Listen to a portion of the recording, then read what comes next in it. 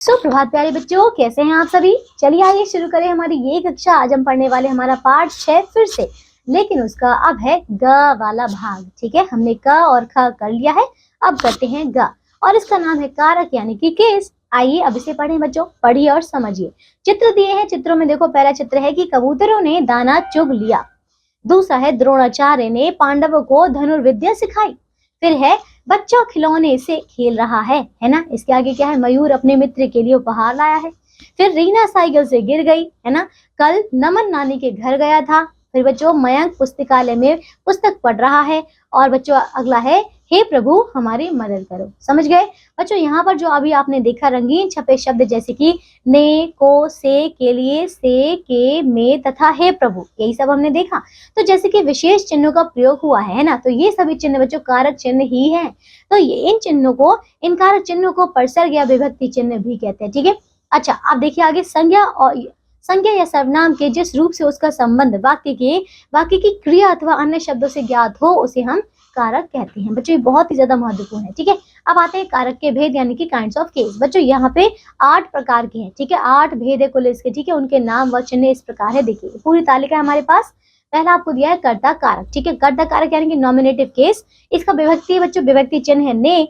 संक्षिप्त लक्षण क्या होगा, जैसे कि जो कार्य करे यानी कि कर्ता। ठीक है, और पहचान क्या है, कौन किसने। ठीक है, अब दूसरा क्या है कर्म कारक यानी कि ऑब्जेक्टिव केस। ये है बच्चों इसका विभक्ति चिन्ह को। फिर संक्षिप्त लक्षण क्या है इसका, जिस पर क्रिया का प्रभाव पड़े। ठीक है, यानी कि कर्म ही। ठीक है, फिर बच्चों पहचान क्या है इसका, किसको। तीसरा क्या है करण कारक यानी कि इंस्ट्रूमेंटल केस। ठीक है बच्चों, इसका विभक्ति चिन्ह है से, के साथ, के द्वारा। संक्षिप्त लक्षण है क्रिया करने का साधन। फिर क्या है बच्चों यहाँ पे पहचान यानी कि किससे, किसके द्वारा, है ना, जिसके माध्यम से काम किया जाता है वो इंस्ट्रूमेंट। ठीक है, फिर चौथा है संप्रदान कारक यानी कि डेटिव केस। तो यह विभक्ति चिन्ह बच्चों क्या, के लिए, को। फिर आता है संक्षिप्त लक्षण जिसके लिए क्रिया की जाए। ठीक है बच्चों, पहचान क्या है, किसके लिए, किसको। पांचवा है अपादान कारक यानी कि एब्लेटिव केस, यानी कि इसमें बच्चों इसका चिन्ह है से और ये हमें अलग होने का अर्थ बताता है। और इसका संक्षिप्त लक्षण क्या है, जिससे कोई वस्तु अलग हो। ठीक है, और पहचान है कहाँ से, किससे। छठा आता है संबंध कारक यानी कि रिलेटिव केस। ये बच्चों का, के, की, रा, रे, री। फिर आता है क्रिया से संबंध, इसका संक्षिप्त लक्षण और इसकी पहचान है किसका, किसकी और किसके।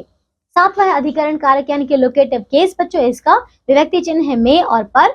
और इसका देखो संक्षिप्त लक्षण है जो क्रिया का आधार है और क्या है इसका देखो किस पर और किस में। फिर आता है आठवां संबोधन कारक यानी कि विकेटिव केस। ठीक है, तो ये क्या है, हे, अरे, ये इसके विभक्ति चिन्ह है बच्चों। फिर इसके संक्षिप्त लक्षण है जिन शब्दों से किसी को पुकारा जाए। ठीक है, और इसका बच्चों ये देखिए यहाँ पे क्या हो जाएगा, पहचान कैसे, संबोधन चिन्ह। ये देखिए इस प्रकार से चिन्ह है। ठीक है, अब आते हैं एक एक करके नहीं पढ़ने वाले हैं। पहला क्या है बच्चों, कर्ता कारक। देखिए तो कर्ता कारक है करने वाला। संज्ञा या सर्वनाम के जिस रूप से क्रिया के करने वाले का बोध हो उसे कर्ता कारक कहते हैं। देखो इसका चिन्ह परसर्ग क्या है बच्चों, ने है।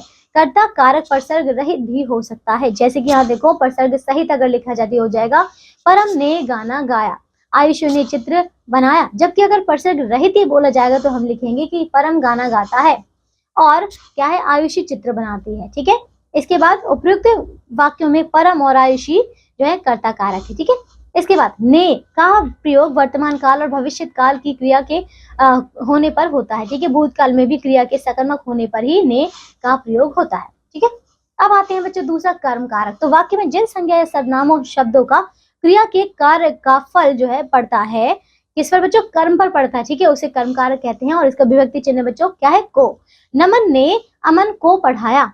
फिर नमन ने किसको पढ़ाया, अमन को पढ़ाया। ठीक है, अतः अमन यहाँ पे कर्म कारक है। ठीक है, और कर्म कारक परसर्ग रहित भी हो सकता है। ठीक है, देखिए विभक्ति चिन्ह अगर सहित ये हो, जैसे कि हम लिखेंगे पिताजी ने विवेक को बिस्कुट दिए। ठीक है, और फिर विभक्ति चिन्ह अगर रहित होगा तो हम लिखेंगे सीता पत्र लिखती है। ठीक है, क्योंकि पत्र यहाँ पे कर्म है। तीसरा है करण कारक। करण का अर्थ है साधन, है ना। तो जिस साधन की सहायता से कर्ता कोई भी कार्य करता है उसे करण कारक कहते हैं। इसका विभक्ति चिन्ह से या फिर बच्चों के द्वारा है। जैसे कि उदाहरण है अमन ने कलम से पत्र लिखा। ठीक है, यहाँ पे कलम जो है बच्चों वो माध्यम है, साधन है, इसीलिए ये क्या है, करण कारक है। अन्य उदाहरण देखिए इसका बच्चों, जैसे कि माँ ने चाकू से सब्जी काटी। किससे काटी बच्चों, चाकू से, तो ये कर्म है। फिर नेहा साइकिल से स्कूल गई। किससे गई बच्चों, साइकिल से गई। फिर है अमन ने कलम से पत्र लिखा। किससे लिखा, कलम से। ठीक है, अब आगे देखिए चौथा आता है संप्रदान कारक। संप्रदान का अर्थ है देना, ठीक है। तो जिसको कुछ दिया जाए, जिसके लिए कुछ किया जाए, ठीक है, तो इन्हें हम क्या कहते हैं, संप्रदान कारक।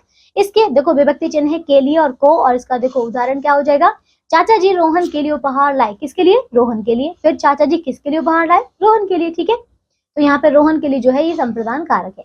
अन्य उदाहरण हो जाएंगे संप्रदान कारक के अन्य विभक्ति चिन्ह बच्चों ये हैं, को के लिए के हेतु, है ना। जैसे कि यहाँ पे उदाहरण आपको दिए गए बच्चों चित्र हैं, हम अकाल पीड़ितों की सहायता के लिए मुंबई गए। फिर हेमा ने अपनी सहेली के लिए चाय बनाई और चाचा जी रोहन के लिए उपहार लाए, ठीक है। इसके बाद आता है कर्म कारक एवं संप्रदान कारक में अंतर क्या है। देखो दोनों ही कारकों में को उपसर्ग का प्रयोग तो किया जाता है ना, लेकिन देखो कर्म कारक में क्रिया का प्रभाव पड़ता है, जबकि संप्रदान कारक में देने की भाव जो है मुख्य होता है, ठीक है। किसका बच्चों, देने का। जैसे कि माँ ने सोहन को बुलाया, ठीक है, तो ये क्या कर्म कारक है, क्योंकि सोहन यहाँ पे जो है वो कर्म है।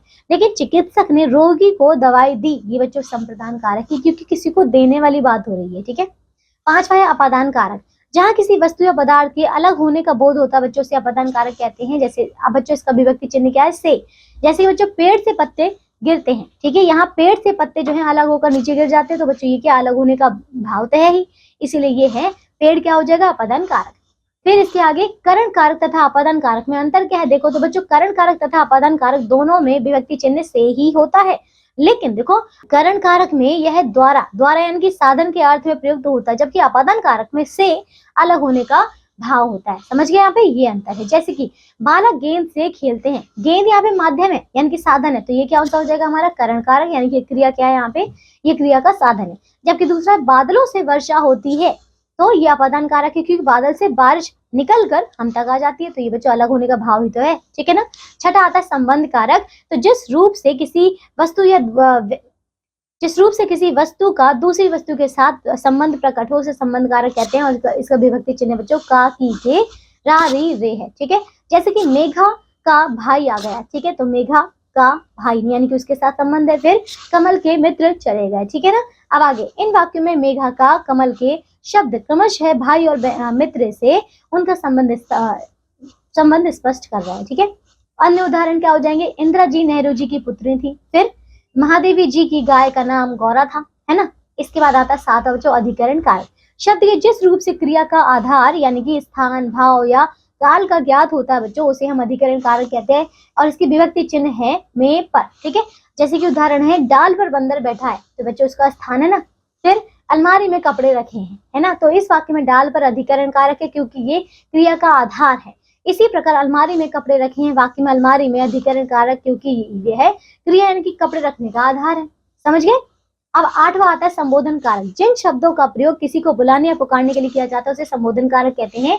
इसका विभक्ति चिन्ह हे, अरे होगा, ठीक है बच्चों। जैसे कि हे प्रभु मेरी रक्षा करो, है ना, तो इस वाक्य में हे प्रभु जो है संबोधन कारक है, और संबोधन कारक के पश्चात बच्चों विस्मयादि बोधक चिन्ह इस प्रकार का जो है ये चिन्ह लगाया जाता है, ठीक है। जैसे कि अब बच्चों इसके अन्य उदाहरण है, अरे कहाँ जा रहे हो, और फिर है हे भगवान इसे सद्बुद्धि दो, ठीक है। तो ये था बच्चों हमारा पाठ, जो कि पूरा हो गया। हमने यहाँ पे केसेस को अच्छे से कर लिया, ठीक है, कारकों को पढ़ लिया। अब हम दोहराते जो हमने इस पाठ से सीखा, आओ दोहराएं।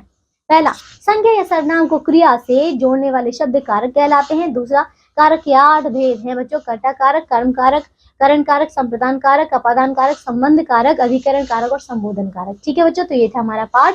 अब हम मिलेंगे अगली कक्षा में एक नए पाठ के साथ। तब तक के लिए आप उस पूरे पाठ को अच्छे से दोहराइए, सारे इसके भेदों को अच्छे से याद कीजिए, ठीक है, और अपना ध्यान रखिए, अभ्यास के प्रश्न को भी पूरा कीजिए। बाय।